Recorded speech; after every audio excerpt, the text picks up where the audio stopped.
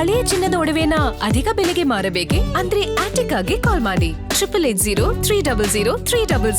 Attica gold company. ದೇಶದ ಪ್ರಧಾನಿಯಾಗಿ ನರೇಂದ್ರ ಮೋದಿ ಅವರು 4399 ದಿನಗಳು ಅಂದ್ರೆ 12 ವರ್ಷಗಳ ಸತತ ಆಡಳಿತ ನಡೆಸಿದ ಈ ಸಂದರ್ಭದಲ್ಲಿ ದೇಶದ ಜನತೆಯನ್ನ ಉದ್ದೇಶಿಸಿ ಪ್ರಧಾನಿಗಳು ಮಾತನಾಡ್ತಾ ಇದ್ದಾರೆ. ಬನ್ನಿ ಅವರು ಏನ್ ಮಾತಾಡ್ತಿದ್ದಾರೆ ಅನ್ನೋದನ್ನ ನೇರ ಪ್ರಸಾರದಲ್ಲಿ ನೋಡೋಣ. साथियों, 2014 से पहले मिडिल क्लास कानून की उलझनों का सबसे बड़ा शिकार हुआ करता था. जटिल टैक्स सिस्टम, आमदनी के सीमित स्रोत और टैक्स का बड़ा बोझ, खराब गवर्नेंस की मार, ये सब सामान्य मानवीय के लिए डेली लाइफ की चुनौती होती थी. लेकिन हमने मिडिल क्लास की परेशानियों को समझा, हमने मिडिल क्लास की आकांक्षाओं को समझा और इसलिए आज 12 लाख रुपए तक की आमदनी पूरी तरह से टैक्स फ्री है.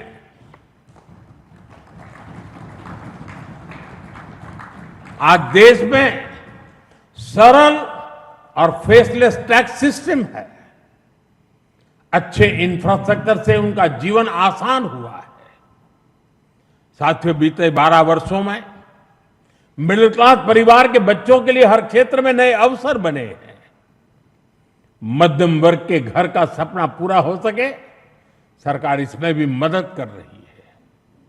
घर में इलाज के खर्च का बोझ कम हो, इसके लिए आयुष्मान भारत योजना में बिना आय सीमा के बुजुर्गों को भी शामिल किया गया है. जीएसटी रिफॉर्म का भी बहुत बड़ा लाभ देश के मध्यम वर्ग को हुआ है. उसके लिए हेल्थ इंश्योरेंस सस्ता हुआ है. उसके सपनों से जुड़ी चीजें सस्ती हुई है. इन प्रयासों का परिणाम है कि आज देश का मिडिल क्लास अनिश्चितताओं से मुक्त हो रहा है. वो भरपूर आत्मविश्वास के साथ देश की विकास यात्रा को गति दे रहा है. साथियों, हमारे लिए दल से हमेशा अगर बड़ा कुछ है तो हमारा देश है. दल से बड़ा देश है. और जब नेशन फर्स्ट, देश प्रथम की भावना से काम होता है तो कोई भी निर्णय कठिन नहीं होता. इसलिए ऐसे फैसले जिन्हें पहले असंभव समझाता था, जो देश के सुरक्षित भविष्य के लिए अनिवार्य थे, हमने बहुत ही सधे हुए तरीके से उन फैसलों को भी लिया. पहले सरकारें आर्टिकल 370 की बात करने से डरती थी. हमने उसे खत्म करके पूरे देश में एक संविधान लागू किया. पहले नॉर्थ ईस्ट से बम, बंदूक और ब्लॉकेट जाने का नाम नहीं लेते थे. हमने नॉर्थ ईस्ट में शांति भी लौटाई और स्थिरता भी लेकर आई. पहले भारत आतंक के हमलों के बाद चुपचाप दर्द सहता रहता था. हमने आतंकवादियों पर सर्जिकल स्ट्राइक की, एयर स्ट्राइक की. ऑपरेशन सिंदूर में दुनिया ने भारत का सामर्थ्य देखा. साथियों, पहले मान लिया गया था कि नक्सलवाद, माओवाद अब कभी नहीं खत्म होने वाले हैं, कभी खत्म हो ही नहीं सकते. हमने देश को नक्सलवाद, माओवाद के उस जहर से मुक्त करके दिखाया है. साथियों, महिलाओं को आरक्षण, 3 तलाक के खिलाफ कानून, सीएए का कानून, भारतीय न्याय संहिता, सैनिकों को 1 रैंक 1 पेंशन. एनडीए सरकार राष्ट्रहित में कोई भी काम करने से पीछे नहीं रही और हम सभी को इस बात पर गर्व है. मैं आज देश को फिर आश्वस्त करूंगा देश हित के बड़े फैसलों का ये सिलसिला और भी तेज होगा, तेज गति से आगे बढ़ेगा। साथियों, बीते 12 वर्षों में देश ने जो कुछ हासिल किया वो दुनिया देख रही है, लेकिन अब हमें अपनी दृष्टि आगे की ओर रखनी है। हमें 2047 के लक्ष्य को देखते हुए उस लक्ष्य को पूरा करने के लिए अपनी स्पीड को और बढ़ानी होगी।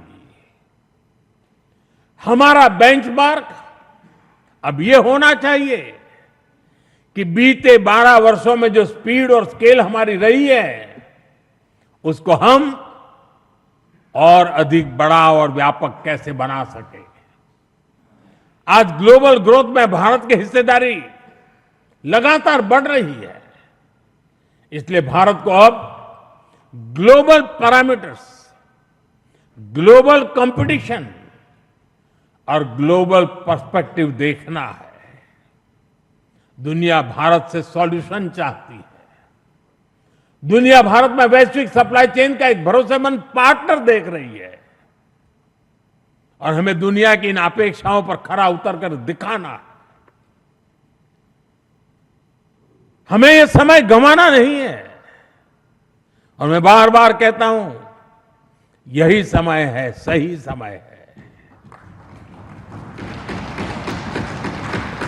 साथियों, में फ्यूचरिस्टिक टेक्नोलॉजी में खुद को श्रेष्ठ रखना है। हमें सिर्फ दुनिया जैसा नहीं करना, हमें दुनिया से एक कदम आगे रहना है। अब जैसे एनर्जी सिक्योरिटी है, बीते 12 वर्षों में हमने ऊर्जा में आत्मनिर्भरता के लिए अभूतपूर्व काम किया। मैंने लाल किले से समुद्र मंथन अभियान की घोषणा की थी। ये बहुत ही महत्वाकांक्षी मिशन है। बीते दिनों में ऑयल एंड गैस के एक्सप्लोरेशन को लेकर काफी पॉजिटिव खबरें आ रही हैं। यानी आने वाला समय अनेक संभावनाओं से भरा हुआ है और हमें हर संभावना का पूरा फायदा उठाना है। साथियों, अब हमें 500 गीगावाट रिन्यूएबल एनर्जी के टारगेट को जल्द से जल्द पूरा करना है। सोलर एनर्जी को लेकर तो काम तेजी से चल रहा है, लेकिन अब हमें न्यूक्लियर एनर्जी के लक्ष्यों को भी तेजी से हासिल करना है।